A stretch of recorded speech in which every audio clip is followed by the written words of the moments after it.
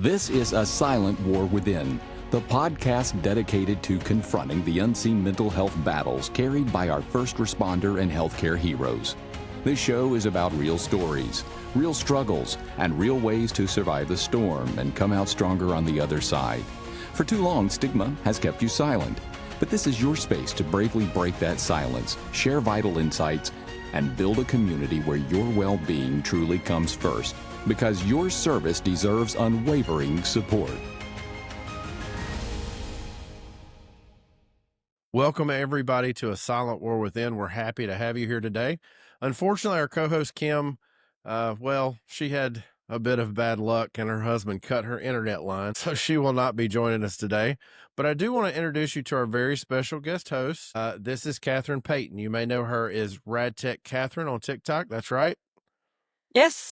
Yeah. We love her stuff here. We've watched probably every video you have, so Thank you. we're super excited to have you. Just a few little business items for you guys. We are streaming on all platforms now: Apple Music, Amazon, Spotify, all the places you generally get podcasts at. We're streaming on all those places. We're getting really good numbers. You guys are giving us great feedback. We love it. We're on TikTok at A Silent War Within, and we're getting good feedback from that, good engagement from that. Need some more followers. So if you guys want to go and follow that page, you always can. We're also on Instagram, Facebook, and YouTube. You can watch our episodes on YouTube. And just to do that, you just search The Silent War Within and it will come right up. But we appreciate all the support that we have been getting. So Catherine, tell us a little bit about how you came to this RadTech journey, because RadTech's kind of, and for those of you who don't recognize that lingo, that's radiology technician, right? Correct. Technologist. Mm-hmm. Yeah, technologist. Okay. Uh-huh. I don't really know what they do. So demystify RadTech for us. Sure. Absolutely. I did not have any inkling of what that meant to be a radiology technologist. When I was growing up, I always was interested in medicine, and I became a single mom at the age of 28. And so I had gone to my high school reunion and someone said, hey, you should look into being a radiology tech. They make decent money.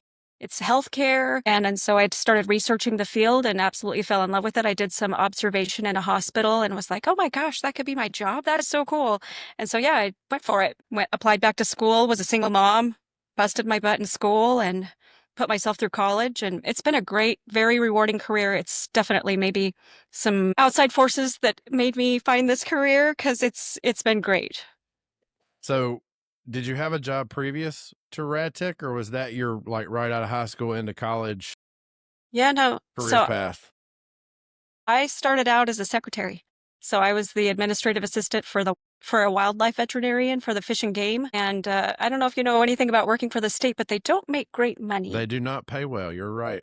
Yeah, you got to do it for the love of the job. And I just needed something that I could support myself financially as a single mom. So It's been great. Cool. Well, it seems like you've done pretty well. At what point during this career journey did you feel like, okay, now it's time to kind of pull back the curtain, if you will, and kind of show people what radiology technologists really have to deal with on the backside of things? Because your TikTok and your social medias have really done extremely well, and you tell some pretty gut-wrenching stories from time to time about things you've seen, and we'll get into that. But tell us, was it there a moment or something that you realized, like, I need to share this with people? Well, I think for me, it was seeing a lot of glamorization of the career, which it can be very rewarding and fascinating, but there's a lot of young creators, and nothing against them, but they just kind of glamorize, oh, I've got these cute bags and these cute Stanley cups, and you're going to get there and you're going to find out that it's not all cute scrubs going and working in the hospital in a trauma bay. There's some really challenging things that we deal with, and if I had known that up front, it probably wouldn't have changed my career trajectory, but it would have at least allowed me to go, oh, wow, okay, there's a little bit more to this than I realized. So is that kind of what you hope to achieve by starting the social media push, is to demystify it, or, remove some of that glamour? Yeah, a little bit of both, just educating people on what it's like to get through school, obviously, and then yeah, it's not glamorous all the time. We're in trauma bays and Yeah. We see some pretty hard things, and you could be really surprised by that if you didn't know anything about healthcare and you decided to go to college and you pay for all these years of school and get there and go, oh, shoot, I don't know that I can cope with this. Do you find that there's a large portion of people that are doing it that way that come right out of high school, maybe junior college, and go right into radiology tech and kind of are not prepared for it? Or do you find more of maybe like you, where you kind of seem like, at least without digging too deep into it, you seem like you were pretty prepared for what you were walking into it? I feel like most people don't know what they're getting into, honestly. And I didn't feel like I was prepared for it either. Um, the few hours that I observed in a radiology department, in the backside of things in the department, didn't really prepare me for being in a trauma bay or some of the hard things that we deal with. And so maybe that was just kind of my goal is like, I wish somebody had maybe told me up front. And that's one of the things I think I was most surprised over from working on an ambulance my entire career up until about 8 years ago. I didn't, I don't guess I realized what radiology technologists did, because what wound up happening is I had broken some bones. I was a typical boy in the South, so we just naturally break bones. And I was all boy. My mom likes to continuously remind me of that even today, that I was all boy and still am. So I've broken my fair share of bones. And so my interaction with the radiology tech was them just going back, shooting the x-ray picture. That's it. So when I got into a hospital system, I really realized that they come to the trauma activations. They come to the bedside of these patients and take x-rays. And 2 years ago, I had a really bad four-wheeler accident that could have very well killed me. Luckily, it just separated my shoulder and did some shoulder damage that I had to have surgery for. But the radiology tech at that particular little local hospital was the kindest, sweetest, nicest, most welcoming person there. Everybody else was giving me grief about not wearing a seatbelt in a side by side and everything else, but they were just so kind. So that really resonated with me. And I think that you can see that kind of evolve.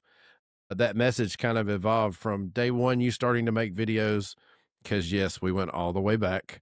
Um, Yeah, so we do research our guests here. right. And you see that kind of message start to evolve. Really, it starts out about radiology, technology and the education and what it takes to get there. But then it kind of at some point takes a little bit of a morph, and you start talking about some of the difficult things that you see and kind of preparing those that may have started to watch your videos for the educational purpose. Of course, you start to kind of scatter in some of that information, planting those seeds of like, this is not exactly what you think it is. So how do you think that you've evolved over time? That's my word saying how you've evolved, but how do you think you've evolved over the first video that you started making to now?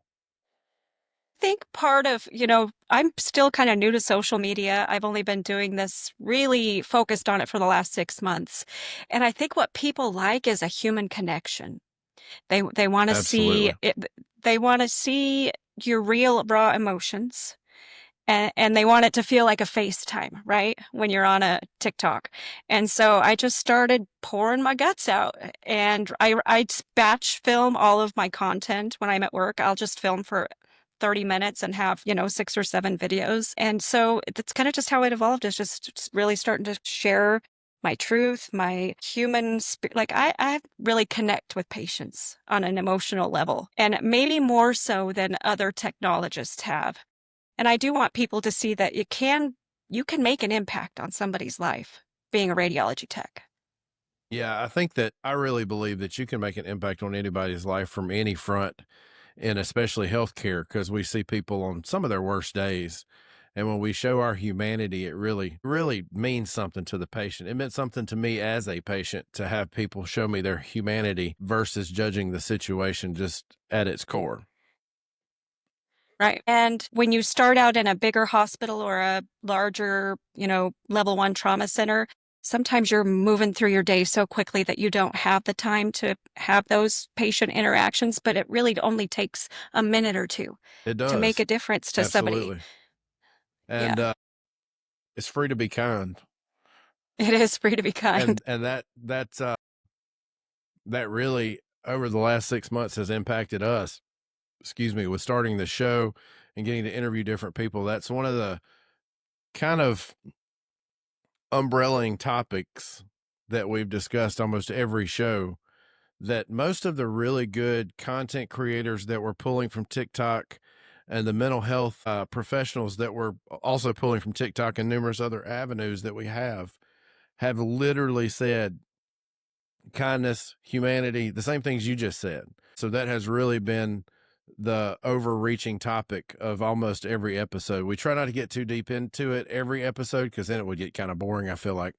But everybody has at very minimally mentioned it and talked about how it has affected their practice with their patients. So I think that's awesome. Thank you. One of the things that I really liked in one of your video was you shared something that when you were sharing it and the situation you were sharing it about was difficult to hear about. And you said, the only way I've learned to cope with these tragedies is to remind myself. So what are some of the things that you're reminding yourself of when you're going through these tragedies, when you're watching these? I'm sure you see peds, adults, and all different kind of walks of life as well. So how do you deal with that? How do you cope with that on a day-to-day basis? Yeah, well, in the moment, I have learned to say I know that a trauma is coming in or a trauma activation is happening. I have learned to really take a deep breath, calm my mind, calm my spirit before I go into that room. I'm trained to do this. I'm going to be there, be hyper focused, and do what I'm trained to do. After the fact, I have learned to, number one, debrief with my coworkers. That's always important. That tragedy isn't necessarily mine to carry, right? That was something that happened to somebody else, and I'm thankful to God that I was there to help take care of that patient that day, but that burden of that pain and sorrow isn't mine to carry forever. That's right. Yeah, one of our guests that we had on, Dr. Reverend Sarita Wilson Anderson, that works here at the same hospital that we do, her interview turned into a therapy session for Kim and I more so than it did an interview because she's spiritual director. So she has a lot of, a lot of information to share and a lot of life, to share with us, a lot of life experiences through her journey to there and taking care of these families and patients that we deal with on a daily. And that's one of the things that she mentioned very heavily throughout the whole conversation. This is not yours to bear. Don't get so caught up in what's happening to them that you make it your own. And I think we suffer from something called transferred grief. And it's something that we've talked about on the show and we'll continue to talk about. We chronically, as providers, whether it's healthcare, whether it's EMS, whether it's fire, whether it's police, whatever title that you wear, we chronically take that happened to that kid or that adult or that patient, just whoever we're taking care of. We chronically take that on ourselves and we grieve about it. We have a grieving process for it. And I think it's really important that we definitely remind ourselves from time to time, this is not your grief. This did not happen to you, and grieve for those that it did, but it's not ours to carry.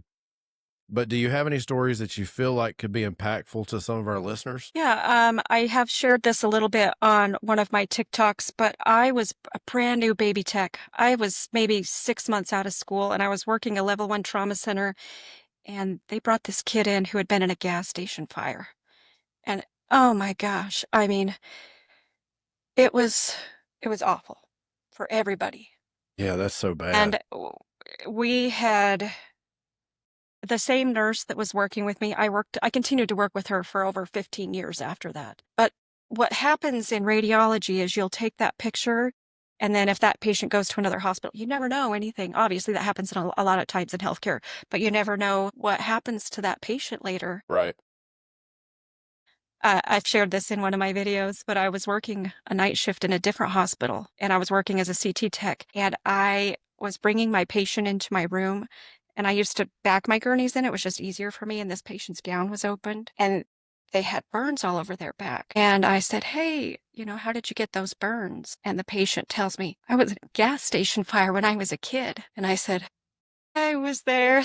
And I mean, we saw it. It was a total God moment. I feel like he Yeah, needed that. absolutely. And I needed because that was one of the worst things I ever experienced, and have it etched in my mind like that, and then to have it come full circle for him, which he was like, "Thank you for saving my life." And I said, "I just took a chest X-ray." I don't really feel qualified to accept that, but I do know the nurse still, and I'll be sure to thank her. And, wow, it was really an impactful moment for me, and just like seeing like, oh, I made a difference for that guy. Wow. And that still makes you emotional. How many years ago was that? It, 18 years ago. And that's the whole point of this. We still carry some of those burdens with us for years and years. I've got the same kind of stories, and it's so refreshing to have people on here almost every single week since we started this, that even years after some of these calls and patients that we talk about, that they still can get emotional about that. They still carry some of that burden. That is so beautiful that you are still attached to that. So thank you so much for that genuine response to that. That almost makes me want to cry. I'm not going to do it, but Yeah. I, It was really special though to get yes, that full yes. circle moment. Like I just was really thankful for that. And do not, under any circumstance, I tell everybody this that I have contact with, don't lessen your role in saving that kid's life, or saving that. Was he an adult or a kid when it happened? It was a kid, It right? was a It was a kid. kid. Yeah. Right. Yeah. Yeah. Don't lessen your role in that, because to them, one of the calls that I can remember very vividly is the first time I had to be in a car with somebody while they were getting cut out with the jaws. And it's loud, it's obnoxious, it's scary. And it was this little girl. She was probably 6 or 7. And I just got right down to her, and I just talked to her real soft and told her everything was going to be okay. And that's all I did for her. That is it. I'm walking through Walmart a few years later, and this 14-year-old runs up and says, "Hey, do you remember me?" And I was like, "No, not really." Kids change. And that was not something that, because I didn't do anything heroic, if you will, but it wasn't something that just stuck with me. And she wasn't hurt, so Mhm. it didn't resonate with me that way to hang on to. Well, when I saw her, she explained to me who she was. And I did. I had the same response. I burst out into tears because she remembered me being in that car with her and just comforting her. She said, "You saved my life." I said, "No, I didn't."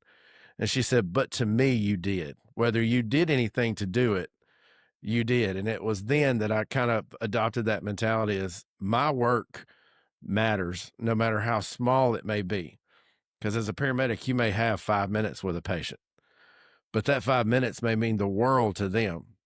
And it's a laughable thing, but when I would train new paramedics, I would tell them, you can be the worst paramedic on the planet. You could be the worst IV starter. You could do all the things wrong, but if you are nice to somebody and you make them feel like they are important to you, that will mean more to them than any medical procedure you'll ever provide for them. So don't lessen what you did in that Thank you. case, because that is awesome work for him to remember, that whole team that took care of him that day. So Yeah. definitely Thank don't you. lessen your involvement in that. That's awesome. The other thing I think I learned from sharing that story was, someone pointed out if I hadn't talked to that patient that day and said, hey, just being genuinely like starting a conversation with somebody, I would have never known that that was the same patient. And so it's really, you can make an impact in people just by being kind and having a Being kind. That's conversation with right. them. That's And right. those 5 minutes that I spent with him changed the trajectory of that outcome for him later on too. It's really cool. So after that story, do you have any ways that you deal with those images that may stay behind and lurk up in your dreams sometimes? Because I think we all have them. If you're in healthcare, we've all seen something that's generally horrible. And we try not to focus, even though Kim and I are from two different worlds. Kim's an RT and has been an RT. She's on a transport team now, and I've been on the same transport team for 10 years now. But my background is really, well, it's almost even now. But my background before now has always been EMS. So we come from very different worlds, and we try not to focus on too much of the first responder aspect of it, because we're technically healthcare workers now, being on a transport team for our hospital. And I think we've all seen something really difficult. We've all seen something that we might not can erase from our minds. So do you have any mechanisms that you use, or coping mechanisms that you use, that maybe help you when those images start to lurk back up? Because they always come at the most inopportune times for me. Yeah. I think what has really helped me is I have really worked the last 5 years on my own mental health. So I really did struggle with my own mental health. And I think there's something about maybe a childhood trauma or something that leads us into healthcare in the first place. So we are not always having the best of having coping mechanisms as adults when we start out our careers in healthcare. And so really learning, I need to be out in nature. I need to have hobbies that are interesting to me and something on the calendar that I look forward to. In the moment, I've really learned to just, calm my mind, say, just let it go in the past and move out of that. But we definitely don't always start out with the best coping mechanisms as healthcare workers. And That's so right. I've really focused since the pandemic for sure. Yeah.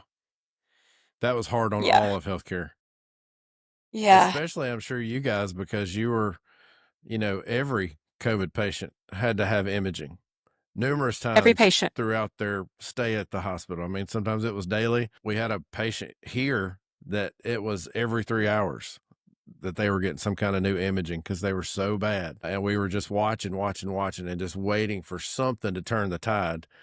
Luckily, something finally did, and they made full recovery, which was phenomenal. And there are those stories like that out there everywhere. We just tend to focus on the bad of the pandemic more so than the good. But there was really good medical practice that took place during the pandemic. Some of it was when we were reusing the same mask over and over for 5 or 6 days in a row. Yeah, that's pretty bad. But Yeah. there was some good treatment that actually happened in that I think we could focus heavier on. So you brought up something. I want to see if you'll dig into it with me. So it's going to be one of those personal notes. It's not on on the episode guide. It's just something that you hit on that I want to see if you're like all our other guests and like me. So what we found from doing this, and we've been surprised by it, is that everybody that we've interviewed so far, and this is episode 7 or 8, so we're ahead. We like to, be ahead of the episodes. So if Hmm. somebody has to cancel or we have to cancel, but I think one of the things we've started to notice is that everybody we've interviewed has got some kind of traumatic event, usually early in their life, either teenage years or childhood years, that kind of drove them to want to be something for somebody that they didn't have. So do you fall in that category, or is it just that you were interested in it? No, absolutely. I had a very traumatic childhood, and that made gave me a tender heart, I feel like, for people because I craved what I didn't have, right? And so I was always interested in medicine. My whole goal in high school was to become a doctor, which I didn't do because life And it's expensive. is very expensive. Yeah. And I didn't have parents that were guiding me and helping me go to college or say, this is what you should do as a career path. So yeah, I had to kind of figure that out on my own. But yeah, I definitely feel like the things that I craved turned me into somebody that wanted to give that to other people. I know we mentioned it earlier, but do you feel like throughout that journey from traumatic childhood to now, do you feel like you experienced, especially when you first got into the field and kind of, because we all have that season of kind of working our way through and finding our own path and kind of what we're going to do and what kind of provider we're going to be. Everybody kind of has that adjustment period. In the healthcare system, we certainly hope that it happens in your orientation and you're pretty set when you get out, but that's not reality. A lot of times it takes a few years for us to make some mistakes and kind of figure things out. Do you feel like through that time that you experienced that transferred guilt that we talked about a little earlier and that you kind of carried throughout and it kind of drove you to be the provider you are today? I think so. And I have a kind of a unique situation because I allowed my maybe childhood trauma, PTSD from work, stresses of life to really escalate to a point where I was coping in really unhealthy ways. I struggled with addiction and I ended up having to go to rehab. I'll be honest with you. And it changed the trajectory of my life. Thank goodness for that. But I allowed that to continue and was so secretive about it because it's so shameful as a healthcare worker. Why are my coworkers fine and I can't get it together? What's different about me that makes me, I mean, there was one point directly in my career, and I remember it very vividly, where I was sitting in a control room with other technologists and we were talking about something that had happened. And I felt more of what had happened than anybody else in that room. And I realized, oh, I'm actually made different. I actually either care more or empathize more than other people. And so not everybody's going to care about this situation the same way that I am going to. And so learning how to maybe not let that grief transfer to me, taking care of my own mental health needs and really getting ahead of that to where I'm healthy and happy today has just evolved me into where I can share on social media about Yeah. loving my career again because I didn't love it forever. Yeah. And I've been through very similar circumstances. And I want to encourage you to say that, and our listeners, if you've been to rehab, that should not be viewed as a spot of shame. That just means you're a warrior. You fought through something and got some help with it. I think that is phenomenal that you have recovered and been on this journey and seem to be doing very well. That is amazing that you took those steps to go to rehab. Saw you kind of glare off a little bit. Like, And I a little bit always, embarrassing to share that. well, I always get tickled at that particular. I mean, because that's normal to have that embarrassment for that, because we've shamed rehab and addiction so much, and I think that we shouldn't. I think that it's a disease just like everything else. And I watched personal story time. I watched my mother struggle with it for her whole life and wound up dying from it. And that was a very hard. My biological mother. You may hear me talk about my mom and my mother. My mother's my biological mom. My aunt is who I call mom, who raised us from 2 years old. But I watched her struggle with it my whole life and pick drugs over her kids so many times. And I had so much resentment and hate and hurt from that for the longest. And it took me forever to realize that that's a disease. She was literally suffering because after having conversations with her, what I realized was she always wanted to stop. She always had the desire to stop. It was just never stronger than the drugs.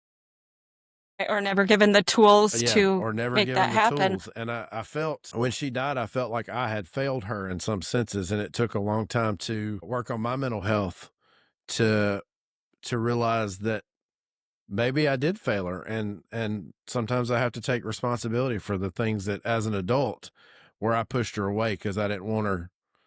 Yeah, I didn't want her influence anymore. I didn't want her around me because my whole childhood, all I wanted was a relationship with mom. And I never could get it because of the drugs. So I rebelled against that. And that's something that I had to take responsibility for, but also realized that my response was not invalid in any way. So I say all that to encourage you to say that that is not a shameful spot on your record, to me at least, and Thank to you. any of our listeners. If you've been through rehab, that's not a shameful spot on your record. That is something that you should kind of have a rejoicing spirit in, to say that you battled a demon and you won, because that is absolutely a demon. It is a disease. It is something that Yeah. is deep in your spirit and soul. And I'm a very spiritual guy, as we say in the South. Once that gets on you, it's hard to get rid of it. And I Yeah. really appreciate you sharing that. That is really cool. I really thank you for that honesty and openness. I really do feel like I have pulled myself from the pits of hell to be where I am today. And somebody else is hurting like that too. But there's something so encouraging from a rise from the ashes kind of story. And that's what you have. I would encourage you to share more about that, because that is certainly a part of what you do. And I think that people can relate to that. I always, it was so, it always perplexed me so much after every call that I would run on an addict of whatever kind, that I was able to sit there and just counsel and be kind and tell them the same things that I just told you. But at the time I couldn't do it for my mom, because I couldn't find the strength to say those kind of things to her.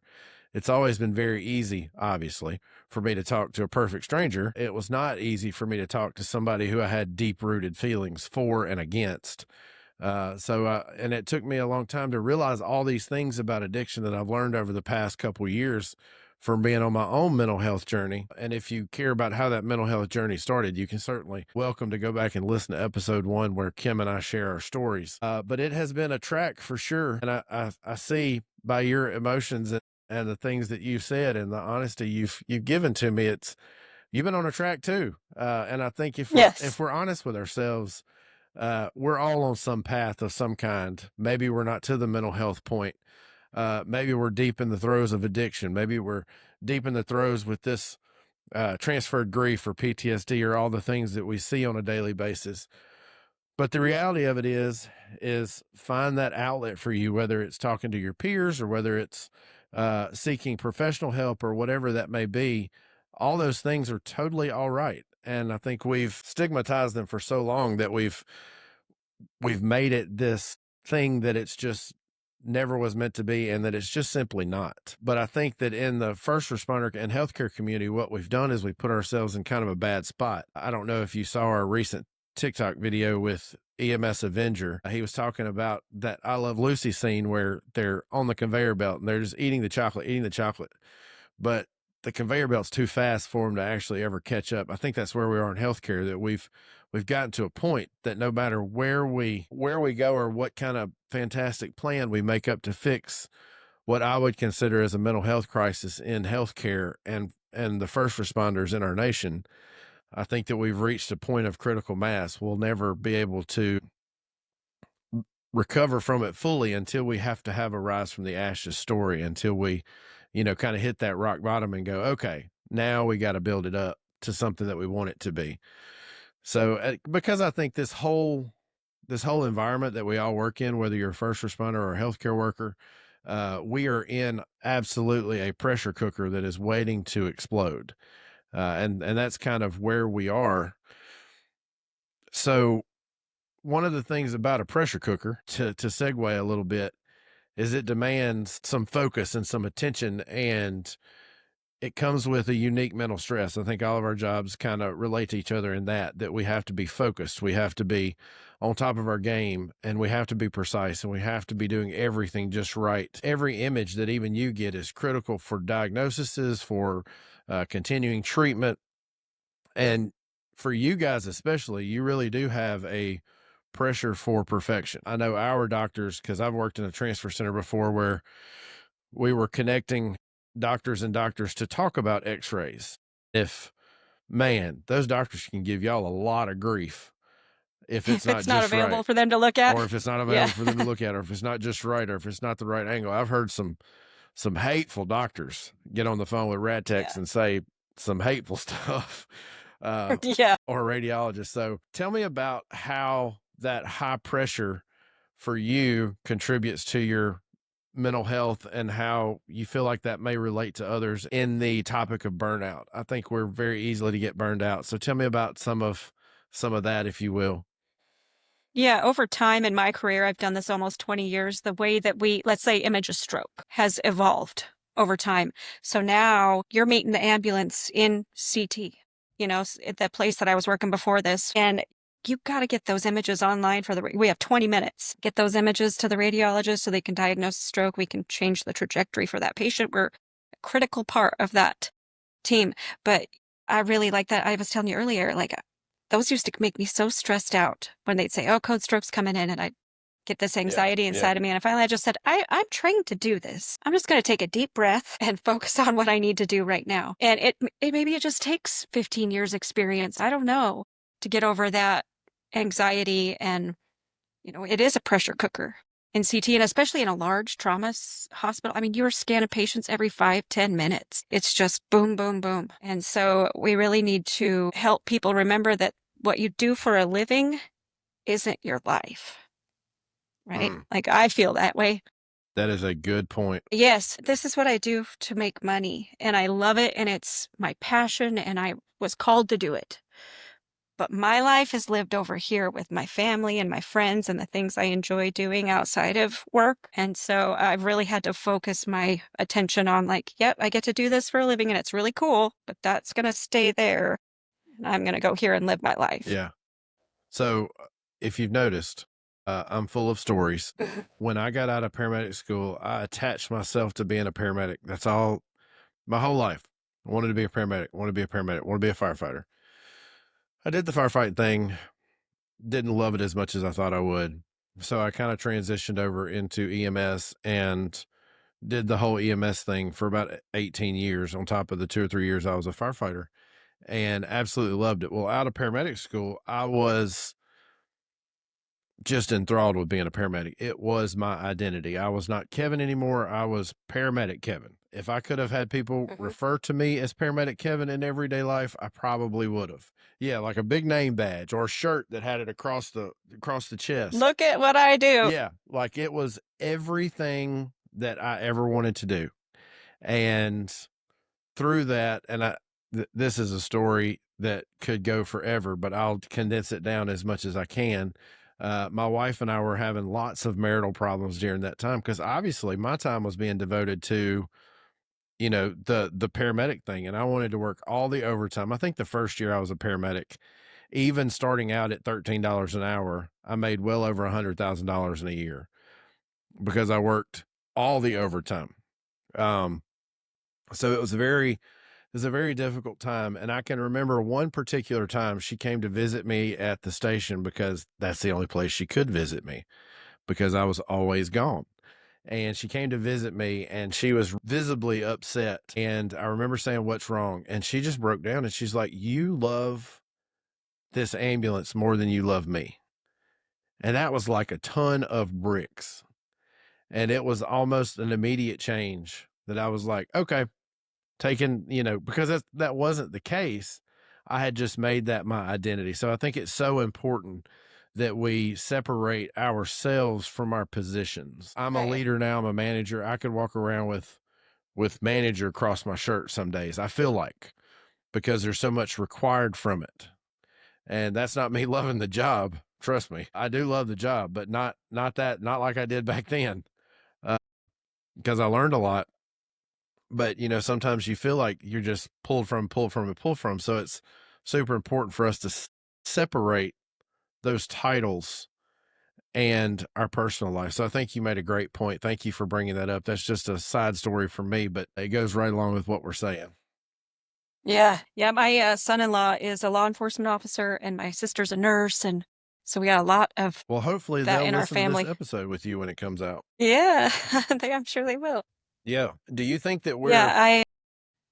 go ahead. I'm sorry. Uh, we were talking about that pressure cooker. I just wanted to say thank you because I watched the first few episodes of this and, how we're going to let the steam off of this is having these conversations. Absolutely. Like, I'm not okay and you're not okay. And how are we going to get to be okay Yeah. again? And I think we touched on this in a few different episodes, but I'll touch on it again because I think it's important. I think that we have so normalized saying we're not okay, we're not okay. But like you said, it's also okay for those other people that were in that room with you when you were very affected. It's also okay for them to be okay. Some people are just built differently. And it's Right. very important that we realize that. And sometimes we do have more empathetic people on our team, that have to be handled with a little bit more care. I'm one of them. My other leaders sometimes will tell me, "You care too much. You care too much." Their style's just different than mine. They're built different than me.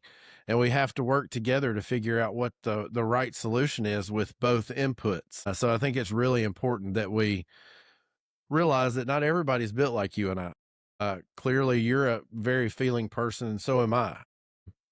Man, I could tell you days and days worth of stories of me sitting on the side of the road crying over some wreck patient that my partner was just like, "Are you ever going to get in the truck? Like, I'm ready to go eat." And I was just always that person that felt those big feelings. And I feel like, based on what you said, you probably are too, if I had to guess. For sure. Yeah. So, have you seen anything that is in the way of us getting to we're all okay? Have you seen any barriers to mental health in the healthcare system? I know in the Well, past 5 or 6 years it's gotten better, but I don't think we're there yet. yeah, I definitely don't think we're there yet. And, had one person maybe come to me and said, How are you coping? I feel like I was just like right there wanting someone to just look at me and say, "Are you okay?" And maybe if we just were having these conversations a little bit more with our coworkers or somebody that you could see is struggling, there's signs, right? They're missing work. They're distant. Their anger is at a different level. You can tell when somebody's being affected by their job. And maybe just, I don't know how we get to a point where we recognize that and help those people, but it's so important that we continue to have these conversations. And I think that's what we really started this show for. I think that it was because we never started it with the intention of being famous, and we're not probably not ever going to be famous. But I think that we wanted to build a community where it was okay to come on a show like this and to say, "I'm not okay too."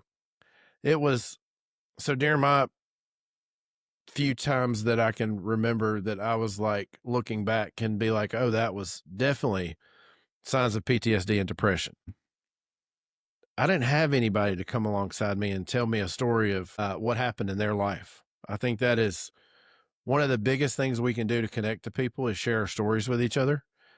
And I think we always felt like from the time of inception in our brains to now, this was going to be a platform where we were just going to share our stories and talk about how people have dealt with their own mental health and things that they have seen and experienced, like your story, watching you tear up. That tells somebody else that it is okay to feel that emotion. It's okay to tear up over a patient. It's okay to have that response. And I think we've lost sight of that response is okay. Whatever your Right. response is to that particular trigger is completely fine. And we have to normalize some of that. And I think the healthcare system does a poor job of that overall, accepting kind of all of the emotional range that people can have just as natural humans. We just are built with different emotional ranges. And I think we as a healthcare system as a whole, and first responders as well, police departments, fire departments, we have ignored that emotional range that people can have. And we have missed so many signs. I know that my agencies missed all the signs in me because they weren't paying attention. And I think that one of the goals of this show is to try to give people a platform to say, hey, pay attention to me, pay attention to us, pay attention to our departments and our hospitals and the things that are important to us. Pay attention to the workers that are taking care of the patients. Healthcare so conveniently gets kind of sidetracked off of the workers and the patients to chase money. And that's one of the extremely difficult things being in leadership in healthcare. It's very hard to navigate that road that your health system is naturally going to walk down, because healthcare at the end of the day has to be a business. We have to make money to keep the doors open, to keep providing care for the next patient. I realize that. But it's really hard to kind of navigate that. And I think that we've kind of failed the mental health aspect on all fronts, whether you're a dispatcher, fireman, police officer, dispatcher, EMS person, uh, radiology technologist, healthcare worker in general. I just think we've missed the mark on mental health, and I think that our people are suffering because of it. So the point of this is to give people that platform to expand on some of their suffering and how maybe we failed and how we can do better. That's great. I'm really excited to be a part of it. So is there anything that you can look back on your career and say, oh, this is the day that was the hardest thing I had to do, or that was the day that this was so hard that I thought about walking out, that I thought about being done with this? Because I think we all have that moment where, in most of our careers, at least, I know in mine, there's a few moments that I can look back on and go, I almost quit that day. And not because of something a manager did, but because that patient or that scenario, whatever it was, maybe it was a coworker, maybe it was a patient, really got to me in such a way that I just can't mentally and emotionally do this anymore. So for me, it was in probably October of the 2020, that peak year of COVID, and I was broken. Like, I had already come through my mental health stuff. I'd recovered, and I literally just had such a moral injury from the way that we could not care for patients in a way that I know we were supposed to be doing, but we were so overwhelmed. And I remember a nurse coming into my room and saying, "Boy, you've really changed. Why are you so angry?" And I just thought, something's got to give. I can't keep doing this anymore. I had to walk past the ICU, and we wouldn't allow visitors inside. So where I parked my car, I had to walk past the families that were camped outside in tents I remember that. Yeah. to watch their family. And I just would walk past them every day like, "I'm so sorry I get to go in here, and I don't really want to go in here. And you're sitting out here, and your poor family members in there, and you're there all alone." And That was the just hardest we did part. the certain yeah, That's the and we did hardest certain part. things, like in my hospital, we used to have a curtain right in front of the door in the emergency room bay. So you pull the curtain, close the door. Well, they decided that curtains were too much of an infection risk, so they took the curtains away and they frosted the glass. So you couldn't see into a patient's room anymore. And then we wouldn't allow visitors. So there's not one person in there advocating for your 90-year-old grandma who's about to fall out of the bed because nobody can see in there. She's not on the monitor because the nurses are overwhelmed. And I just was like, I told my husband, I said, we have to make a change. Our kids weren't in school. My husband is an emergency room nurse. He was working at a different hospital. And we kind of just changed everything. We sold our home. We moved to the mountains. I couldn't do it anymore. Yeah. I couldn't. So what Like, part of the country were you in during COVID? so we You were don't have in to say a exact larger, location, but yeah, yeah, just in a more metro area where I had grown up, and we moved to a rural area where he grew up. So okay. now we live in a town of 200 people. That's fantastic. I That live in sounds the great. I live in the middle of nowhere and I love Yeah. it. I live in I the didn't middle know of that nowhere these too, but I live about 45 minutes away from the hospital I work at. So that's the reason I work in a major metropolitan hospital as well, but the outlying counties have very rural, you know, Mhm. people that come and visit my house for dinner or whatever say that they have to pipe sunshine to where I live because they're all from the Yeah. metro area. So they're coming to that small town is like a Mhm. vacation for them and a track. Like they always Mhm. complain about it, but I don't care. I'm not moving. Right. Yeah, 2020 was, I think, hard on so many people. It was hard on us because we are purely pediatrics. So we had the COVID from the pediatric side, and that was not as bad as the adult side. I will never take away from anything from the adult hospitals because they had it much worse than we did. We actually, other than the COVID patients, people stopped bringing their kids to the hospital because they were afraid they were going to get sick. Right. So they weren't getting immunizations, all the Right. things. What happened to us is we had the secondary fallout from that.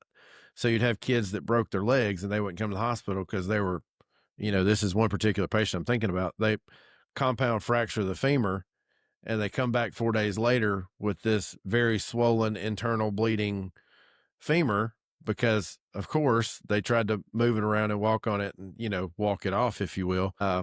And it just made matters worse. So we had to deal with infection and all those things that happens when you have that type of injury. But it was numerous that wouldn't bring their kids to the hospital for their usual cough, runny nose, and then you get here and it's full blown RSV, Sepsis. pneumonia, sepsis, like down that whole pathway. So that's what we experienced. We did have the COVID unit and our COVID kids, but it wasn't as bad as adult facilities. So I don't think we had it bad in that aspect.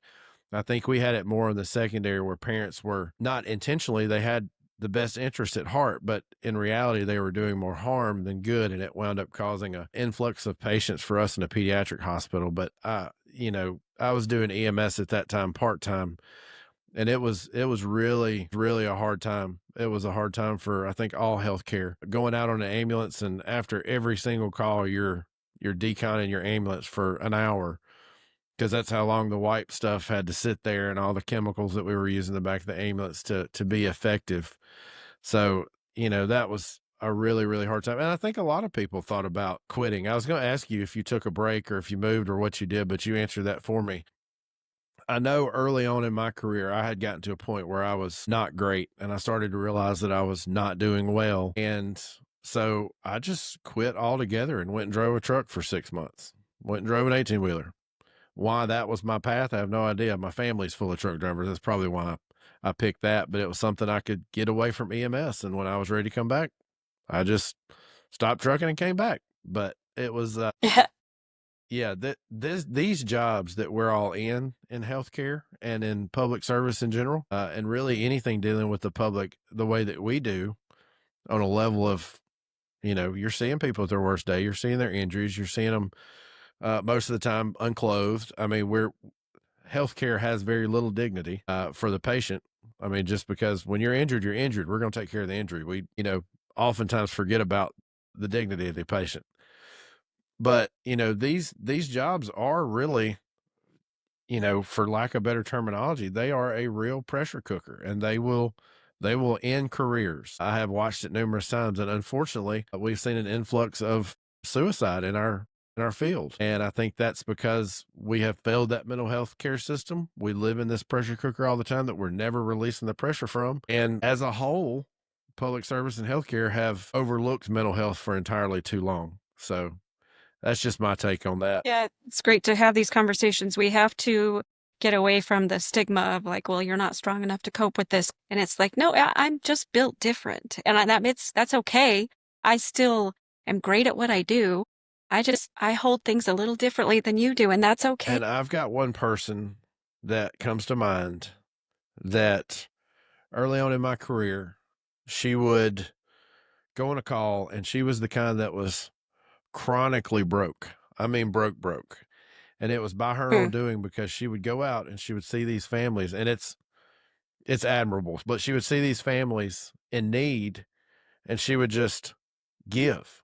She would just give.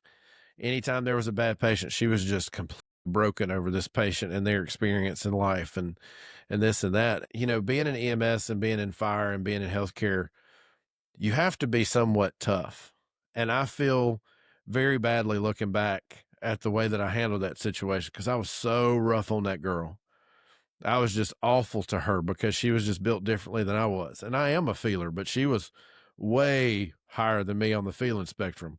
And now it's a funny turnabout. She actually works for me now here, and she's fantastic at her job. She's another one of our leaders in our, in our organization, and she's just fantastic. She is just fantastic.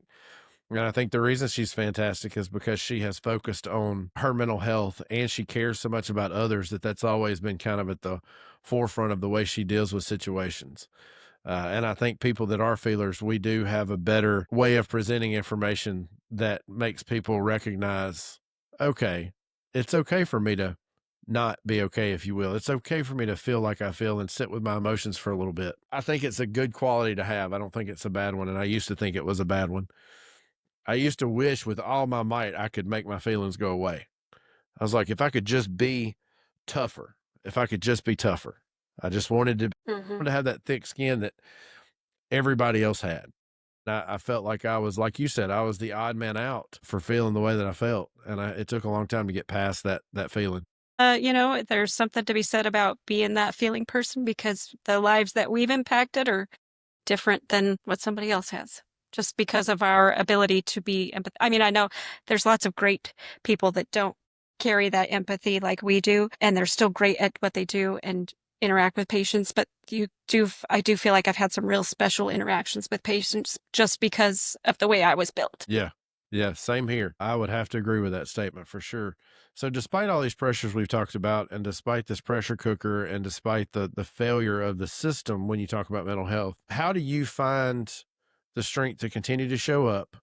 And not only now are you showing up, you're connecting with people through social media, and you're exposing your world and you're exposing your feelings. How do you cultivate that resilience and protect your own well-being to be able to do what you do every day and to still maintain some type of inner peace? Well, I definitely had to turn my life upside down right after COVID. I have a really unique work schedule where I have the best work-life balance, because I work 1 week on and then I have 2 weeks off. Yeah, that So is nice. nobody else in healthcare gets Yeah. nobody else in healthcare gets that kind of work schedule and still makes a full annual salary. So I have a pretty good situation to allow me to blow off that pressure Yeah. cooker. And, I still love what I do. I still love connecting with patients. And I think it's important to kind of highlight, like, yeah, it's going to be emotional, it's going to be technical. And if you want to learn something new about it, I'm happy to show you. Yeah. And I think that's the part we failed at. And EMS Avenger kind of alluded to this, especially in EMS. We've kind of trained our providers that they're going to go out and do something heroic every day. And we're just not. The realism of it is we are an entry point to healthcare, and you guys are kind of that middle flow ground, getting the diagnostics to give to the doctor to continue the treatment. And I think it's important that we share that truth and share that we are going to see some bad stuff, and we are going to have some poor interactions with people. I'm sure you've had your fair share over your career, whether it be family or patients themselves being hateful and ugly. I think we have this Candyland reality that we build in our heads that everything's going to be great, and not always, not always. And we've talked about a lot of those challenges. Is there anything that you do specifically to maintain your own inner peace? Maybe some hobby you have or something that you enjoy doing that kind of releases some of that pressure? Yeah, well, I am actually turning 50 this year. So I made a list of 50 things that I wanted to try or accomplish before I turned 50. And so I've been working towards that. One of them is a cut flower garden. I just picked those Oh, they're today. beautiful. I I thought they were fake. Thanks, yeah. No, I just made I I thought just that they're so picked pretty. They those. could be like the fake flowers you get at they're really pretty. Thank you. Yeah, I do. And you grew those? I just have a I did, yeah. Wow. Yeah, so just having hobbies, things that I look forward to outside of work. I always feel like it's important to have something on the calendar to look forward to in the future. Yeah. That's something that really helped with my mental health. And yeah, just try to evolve as a person, be the best version of myself. And now that I am getting to that point, I feel like I can share things about my life with people because you couldn't do that when you were in the depths of Right. PTSD Right. or You depression. cannot. You cannot. That's very, very difficult. I think that one of the things that you mentioned that I kind of gravitate toward is having something on your calendar that you look forward to, whether it's a trip. For Kim and I, this has morphed into a let's help people to let's also help us, because this has become so I don't know if liberating is the right word, but that's kind of how it feels. You feel like you're talking to a lot of people at once and telling people how you feel and some of your opinions on things, and it has really become just as much a process that we look forward to every week as it has for the listeners looking forward to it. I really enjoy doing this. I think that comes through with what we talk about and the expressions that we have. This is fun for us. This is a lot of fun. This is a hobby for us. This is our hobby. That's great. So it has been a lot of fun. So I really love what you're doing. I really love that you're helping us break the stigma. I really love that you and your position is also, or your position in general, is helping break that stigma. You've talked about some circumstances where it might not have been the greatest for you and the way you handled it. You've been open and honest with us, and I appreciate that. So tell us what's next for you. Are you going to continue making videos? Is there a next step, or is this just Yeah. kind of the hobby that you enjoy as well? Yeah, it is part of my hobby. And if it ever comes to a point where it's not fun anymore, I just won't do it. I don't have that much, I don't feel that much pressure about continuing with it. I love it. I like educating people. Whenever I have an idea for a video, I just jot it down in a little notepad in my phone. And so I have a list of things that I can make content about in the future. And I do try to stack all my content filming together so that it's not overwhelming, right? I'm not doing it every day. Yeah, same for our content as well. What I'll do is go into, we Mhm. use this Riverside app, which is fantastic. If you ever think about starting a podcast, whoever's listening, Riverside is absolutely phenomenal. I love them. We're not sponsored. I'm not trying to get a sponsorship. I just love their product, but they give us magic clips where we can edit. It automatically draws out the most beneficial things in your session that you had with a guest. And then it creates this little magic clip that can be a minute to 2 minutes long. And you can go in and edit it however you want, change the audio. You can animate it if you want. So I'll take an afternoon after work, and just do 5 or 6 of those. And that's my content to share for the week. So I completely understand the batch uploading thing, or the Yeah. batch creation, not Yeah. uploading, but batch Yeah. I creation. don't want to put too much pressure on myself Right. to make it, it's just been something. It was one of those things on my list. I said, I want to try and get TikTok famous before I turn 50. Here Here I you am, are. 41,000, Yeah. 41,000 followers or something. It's I would weird. say that's, It's a little bit of imposter yeah. syndrome, but it's been fun. Hey, so I'm not TikTok famous, and I still struggle with imposter syndrome with our 600 or 700 followers. And I'm just like, what is going on? Like, this doesn't make any sense to me, because I'm always open, and you can ask the people around me. My life's an open book, and I'm always kind of boisterous and loud, and just that's my personality. I'm a big personality to be in the room with. And I've been told that, and I've been told I'm not everybody's cup of tea, which is okay. After that first initial person told me I wasn't everybody's cup of tea, it took me about a week to recover from that, because my feelings were hurt. I'm like, well, I like me, and other people like me. Like, what's the problem? Everybody should like me. And I realized that was really not reality. Some people are just generally not going to like you, and that's okay. Catherine, thank you. Thank you for your list of 50 before 50, because without it, we wouldn't Thanks. have your TikTok to watch. And we Yeah, love thank all your you. stuff, and we love what you're doing. I think we've had a really good conversation. I think it's been insightful and impactful.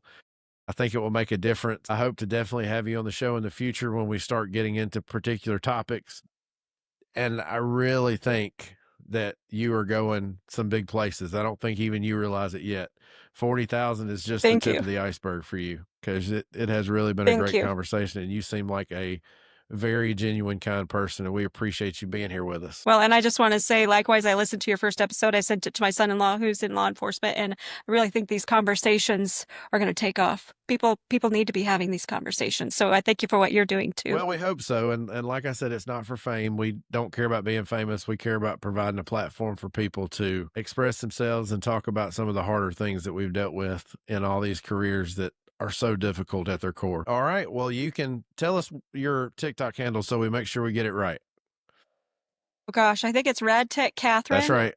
I don't even know for I sure. had it wrote down, so I was just going to make you say it in case I had it wrote down wrong. Are you anywhere else RadTech other Catherine. than TikTok? Because I just found you on TikTok. No. I didn't search for you anywhere else. I just have been glued to your TikTok videos.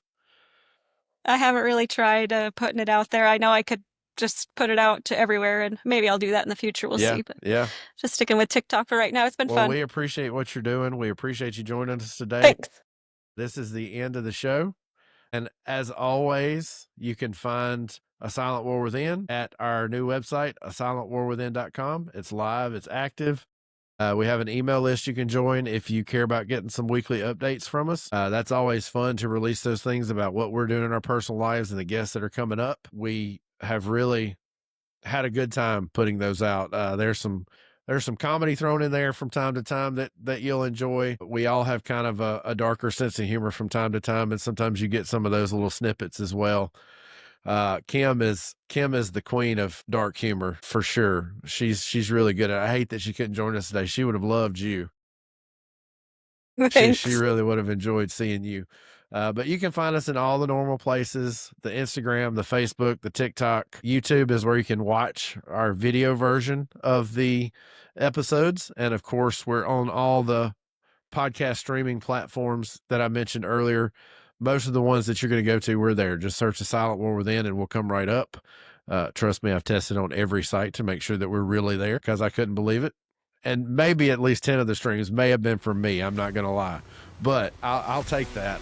We're real proud of what we're putting out, and we want to put out a really good program.